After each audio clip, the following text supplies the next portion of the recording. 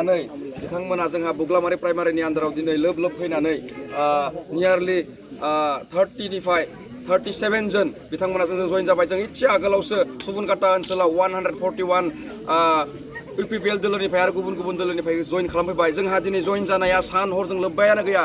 बे टाइमावबो बिथांमोना बिराद माने रेडि जानानै दं बिपिएफ दोलोआव हाबनो थाखाय। बिथांमोना दिनै तामुलपुर समस्ति जानानै बिपिएफ दोलोआव जइन जाबाय आरो लोगोसे फैबाय थानाय समाव बिथांमोननि जायगाखौ डेभेलप खालामनो थाखाय बिथांमोननि एरियाखौ बा बागानपारा समस्तिखौ डेभेलप खालामनो थाखाय बिथांमोना एबार बिश्वजित दैमारि सारखौ देरहाहोनायनि थाखाय मोनसे एसे माबा खालामनालाय बिथांमोना बिश्वजित दैमारि सारखौ गासिबो दोलै फैनानै हेफाजाब होनो थाखाय रेडि जाबाय। जोंनि बिपिएफ दोलोआव फैनानै गासिबो बिथांमोना बिश्वजित दैमारि सारखौ देरहाहोनायनि थाखाय प्रतिश्रुति होदों। मानो होदों होनोब्ला बिथांमोना जिहेतु ओनसोला आन्डार डेभेलप जानानै दं नालाय, बिथाङा जिहेतु अलरेडि एसेम्ब्लिनि स्पिकारखा, फैबाय थानाय समाव बिथाङा मिनिस्टार मोननो थांगासिनो दं।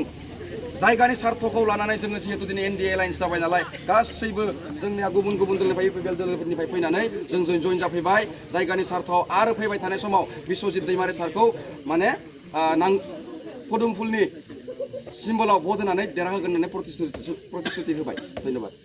दिनै बागानपारा ब्लक जि कमिटिनि जे अफिसनि लांगोनायाव दिनै सा 215 जे सोद्रोमा जोंना गुबुन गुबुन दोलोफोरनिफ्राय फैनानै जइन जाफैबाय। बेयो मोनसे मोजां साइन जोंनि थाखाय, जेराव माने जों बिपिएफ हिसाबै स्ट्रंनिफ्राय स्ट्रं जाबोगासिनो दङ। दिनैनि दिनाव जोङो मोनब्रै प्राइमारियाव जों जइन होखांना फैखांनायनि उनावबो दिनै आरोबाव फिन नै मोनानि गेजेरावबो 8थानि उनावबो जोंहा बिपिएफ ब्लक अफिसाव जोंहा एथ'जन जे सोद्रोमा जोंजों जइन जाफैबाय बिथांमोनखौ जोङो बरायना लादों। आरो बेनि गेजेरजों जोङो मोनसे बुस्थुखौ रोखा खालामनो हायो जे दिनै बागानपारा समस्ति हिसाबै जोङो ओरैबायदि स्ट्रं जाबोगासिनो दङ, जेराव जोंहा फैगौ बिसायख'थिनि थाखाय जों माने खुनु जेनेबा बेबायदि जों गोख्रों खामानि मावलांनो जों चान्स मोनगासिनो दङ आरो मावलांबाय थागोनबो, जेराव जोंहा माने बिपिएफआ देरहाखानानै थानाय मोनसे समस्ति हिसाबै जोंहा जानो थांगासिनो दङ। थ' दिनै बिथांमोननिफ्राय मोनसेल' जोंखौ रिकुवेस्ट जे बिपिएफआ आगोल जि बिथांमोननो खोथा होनानै जे खोथाखौ लाखियासै, बेनि थाखाय बिथांमोना दुखु मोननानै बिथांमोना दिनै जों दा आनज्रायबोफिनदों। बिपिएफआ जेरै आगोलनिफ्रायनो जिहेतु खोथा होनानै होदोंमोन बेबायदिनो खामानि मावबोबाय थादों। दिनै कातिराम जोंहा सारा जिहेतु सासे स्पिकारमोन, बिथाङा बागानपारानि थाखाय जा बिथांमोना खोथा होदोंमोन बेफोरखौ मावनो हायिनि थाखायनो दिनै जाय बिथांमोना इउपिपिएल दोलोआव दंमोन बिथांमोना खुद्रिसारदों, जायनि थाखाय बिथांमोना दिनै बिपिएफआव दिनै लोब लोब जइन जाफैगासिनो दङ।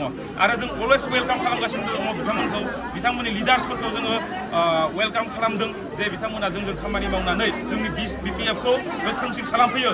आरो दिनैनि दिनाव जोंनि 25 नं कनस्टिटुन्सि हिसाबैयानो जा बा तामुलपुर जोंहा कनस्टिटुन्सि एलएसियानो जा, बेयाव जोंहा स्ट्रं भाबै बिपिएफ हान्जाया जे खामानि मावनानै बे जोंनि कनस्टिटुन्सि आरो एलएसिनि देरहानायनि खामानियाव बिराद गोख्रों आखाइ लागोन होननानै जों फोरमायनो हायो।